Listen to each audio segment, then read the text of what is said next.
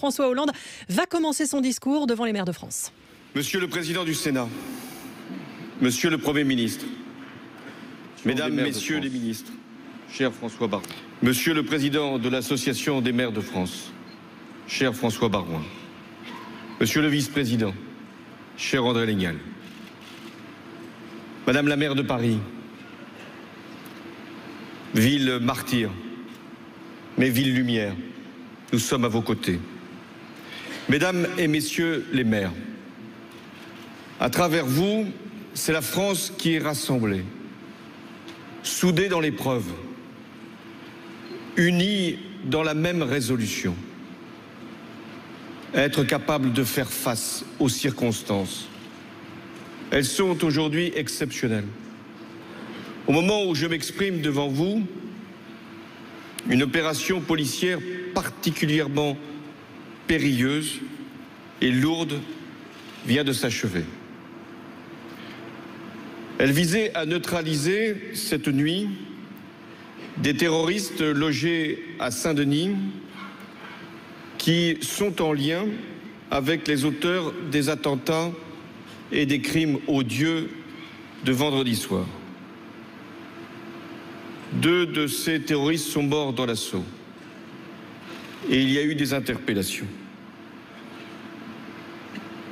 J'imagine l'angoisse qui a saisi au petit matin les habitants de Saint-Denis. Et je salue leur sang-froid. Je veux également dire toute ma solidarité à l'égard du maire de Saint-Denis, qui avait déjà connu l'attentat près du Stade de France vendredi, et qui, une fois encore, était là, auprès des forces de l'ordre au moment où l'assaut a été donné. Je veux enfin exprimer toute notre gratitude, notre admiration à l'égard des forces de l'ordre, des policiers qui ont lancé l'opération. Ils connaissaient le danger.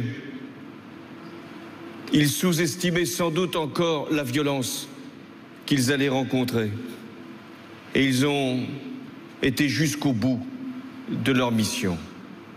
Plusieurs ont été blessés. Et je pense aussi à ces policiers, les mêmes et d'autres, qui sont allés au Bataclan dans des conditions terrifiantes pour aller chercher les terroristes et là encore les neutraliser. Mesdames et Messieurs les maires, la France est fière de disposer de forces de cette qualité pour protéger nos concitoyens. François Hollande devant les maires de France qui sont réunis à Paris au Palais des Congrès. Il parle toujours. Encore que nous sommes dans la guerre.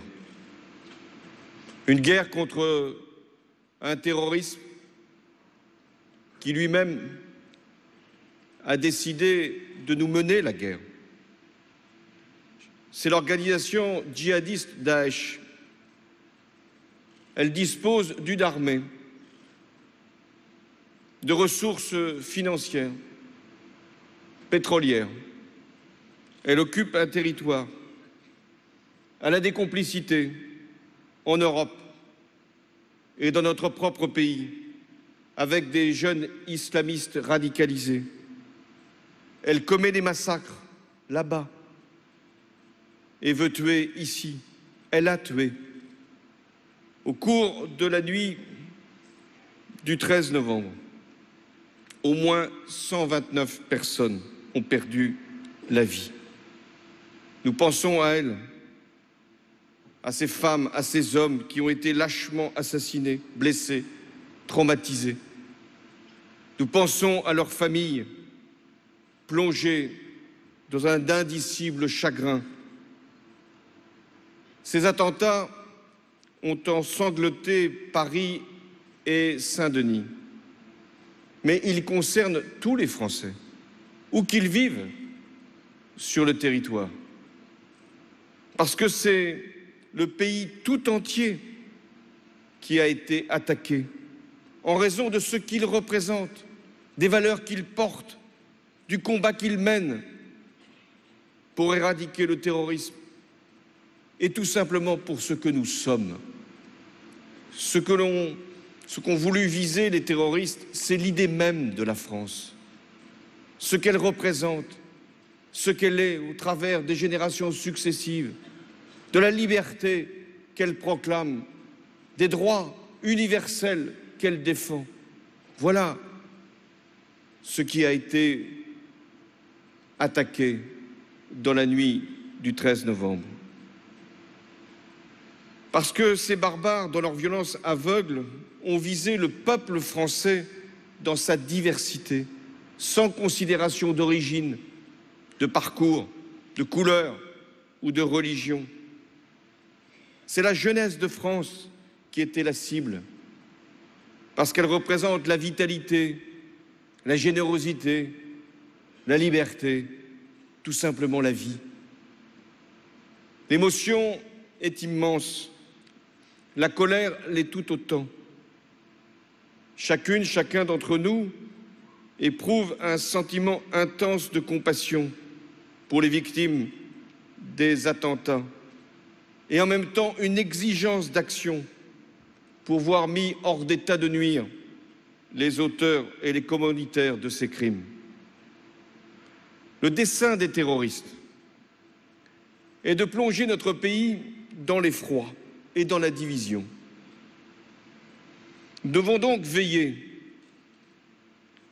à préserver au sein de chaque commune de France l'unité qui fait notre force et le sang-froid qui fait notre dignité. Vous êtes des élus de la République. Vous représentez la diversité de nos territoires, mais également la multiplicité des sensibilités de notre pays. Mais face à la menace terroriste, il n'y a pas de différence entre les territoires. Il n'y a plus de clivages partisans qui tiennent. Il n'y a plus que des femmes et des hommes de devoir, des élus du suffrage universel, conscients de leur responsabilité dans la République. Et je sais que vous avez à cœur de faire prévaloir cette démarche et cette volonté. J'ai exposé lundi devant le Parlement réuni en Congrès les réponses que j'entendais apporter pour lutter contre le groupe terroriste qui nous a agressés. D'abord, au plan international, les opérations en Syrie ont été intensifiées. Le porte-avions Charles de Gaulle vient d'appareiller.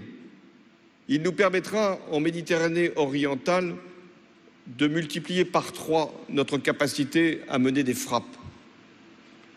J'ai appelé la communauté internationale à prendre sa part à ce qui ne pourra être qu'une œuvre commune, anéantir Daesh. Je me rendrai mardi prochain à Washington et jeudi prochain à Moscou pour évoquer avec Barack Obama puis avec Vladimir Poutine la nécessaire coordination de nos actions pour travailler de manière décisive, dans les meilleurs délais, pour atteindre cet objectif. Nous devons former une large coalition, une coalition pour porter des coups décisifs, mais sur Daesh, parce que c'est Daesh qui est en cause. Nous devons le faire avec l'esprit, là encore, de rassemblement de la communauté internationale. Je sais bien que tous les pays n'ont pas les mêmes intérêts, n'ont pas les mêmes conceptions, n'ont pas nécessairement même les mêmes alliés. Mais ce qui est en cause, c'est de mettre un terme, d'anéantir une armée qui menace le monde entier et pas simplement certains pays par rapport à d'autres. Alors, cette mission, je l'amènerai et la France aura, par son armée, à jouer un rôle majeur dans la résolution de ce conflit, au plan militaire, mais également par sa diplomatie au plan politique. Au niveau de notre pays, j'ai décidé, dès la nuit du drame, de la tragédie, le rétablissement du contrôle aux frontières, dans le respect d'ailleurs de nos engagements européens. J'ai décrété l'état d'urgence sur l'ensemble du territoire. Je l'ai élargi sur proposition du Premier ministre au département d'outre-mer pour que l'état d'urgence puisse valoir partout où il y a une menace. Un projet de loi sera présenté devant le Parlement ce soir, permettant la prolongation pendant 3 mois de l'état d'urgence. Ce texte clarifiera également et précisera cette procédure exceptionnelle. L'état d'urgence, c'est vrai, justifie certaines restrictions temporaires aux libertés. Mais y recourir, c'est nous donner tous les moyens de les rétablir, ces libertés, pleinement. Des perquisitions administratives sont donc conduites et des assignations à résidence prononcées. Ces mesures poursuivent des objectifs clairs: identifier les éventuels complices, démanteler les réseaux, isoler les éléments radicalisés, porter un coup d'arrêt au trafic en tout genre qui pourrait fournir aux terroristes la logistique et l'argent nécessaires à leurs crimes odieux. Voilà ce qui relève de l'urgence. Mais nous devrons aller au-delà. Cette guerre, elle a en fait commencé depuis plusieurs années. Et il nous faudra encore du temps pour en venir à bout. Et donc nous armer de patience et de dureté. J'ai donc pris les décisions nécessaires pour donner au pays les moyens de mener lucidement ce combat dans le respect de l'état de droit et des conventions internationales.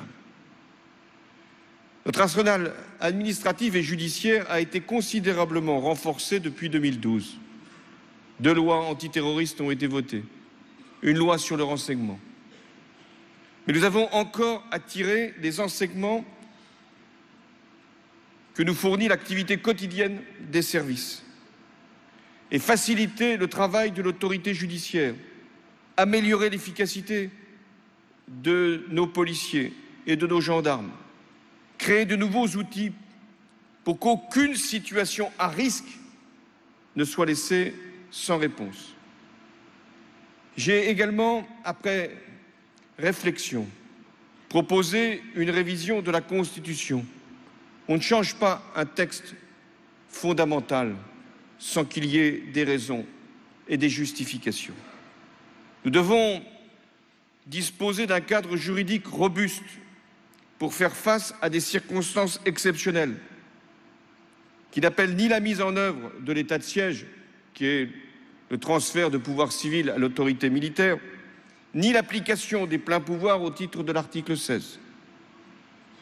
Pour étudier toutes les propositions, parce que dans cet esprit d'unité, je n'en ai a priori récusé aucune, même si je sais que certaines sont contraires à nos conventions internationales et à nos engagements européens. Et j'ai voulu, avec le Premier ministre, que le Conseil d'État puisse être saisi et nous donner toutes les réponses qui peuvent être utiles pour agir. Le gouvernement travaillera en étroite concertation avec le Parlement et j'y veillerai avec le Premier ministre. Enfin, j'ai décidé d'amplifier l'effort de recrutement pour les forces de sécurité, la justice, les douanes. Plus de 8000 postes seront créés dans ces administrations civiles et plus aucun poste ne sera supprimé dans les armées. Cela veut dire concrètement davantage de policiers, de gendarmes, déployés dans les communes de France avec des personnels mieux équipés et mieux armés. Il y aura aussi sûrement, et le président Barouin m'en a fait la proposition, à réfléchir sur ce que nous pouvons faire avec les collectivités locales pour assurer la vigilance. Et l'État, qui a, vous le savez, des engagements européens et qui entend les respecter autant qu'il est possible, doit également pouvoir assurer sa sécurité. Dans cette perspective, qui va être longue, je veux que toute la puissance de l'État soit mise au service de la sécurité de nos concitoyens. Mais je sais également pouvoir compter sur votre concours et sur celui des 3 900 polices municipales de France. Je tiens à saluer le rôle qu'elles jouent, complémentaire de celui de la police nationale et de la gendarmerie. Je sais qu'elles sont exposées également aux risques. Je n'oublie pas la mort de Clarissa Jean-Philippe, cette jeune policière municipale, lâchement abattue à Montrouge le 8 janvier dernier. Le gouvernement entend donc vous aider à mieux protéger nos compatriotes, mais également à mieux protéger nos policiers municipaux, en finançant leur équipement et en apportant aux maires qui le souhaitent les armes qui seront prélevées sur les stocks de la police nationale. Les contrats locaux de sécurité seront également renforcés par des moyens supplémentaires pour que nous puissions agir dans le même esprit et avec la même force. J'attache une grande importance à la participation des maires de France aux actions que nous allons engager, notamment dans le cadre de l'état d'urgence. Je pense par exemple à l'interdiction de circulation des personnes et des véhicules dans des lieux donnés. Seuls les maires peuvent nous donner ces précisions. Je pense également à la protection des bâtiments publics ou des édifices privés qui pourraient constituer des cibles potentielles pour les terroristes. Là encore, nous avons besoin de votre concours. C'est dans cet esprit que le ministre de l'Intérieur a demandé au préfet d'organiser dans tous les départements des réunions avec les maires afin de les informer de façon précise sur l'état de la menace terroriste, sur la présence des individus dangereux et sur les mesures de sécurité que l'État est amené à prendre. Je sais aussi que les maires et leurs équipes dans certaines villes sont également impliqués dans les dispositifs mis en place dans les zones de sécurité prioritaires. Eh bien, là encore, nous pourrons agir pour lutter encore davantage contre les trafics dans certains quartiers avec des moyens appropriés. Vous êtes également partie prenante des cellules de suivi et de prévention de la radicalisation qui ont été créées par l'État dans chaque département. Il s'agit là d'une mission essentielle et on en voit aujourd'hui, hélas, la pertinence pour éviter que de jeunes Français ne deviennent un danger pour eux-mêmes, mais surtout pour le pays où ils ont grandi et auquel ils appartiennent. Tous les jours, mesdames, messieurs les maires, vous vous battez pour que nos différences ne deviennent pas des divergences et des séparations. Par la terreur, Daesh veut instiller, par ses propres tueries, le poison de la suspicion, de la stigmatisation, de la division. Ne cédons pas aux tentations de repli. Ne cédons pas non plus à la peur, aux excès et à la surenchère.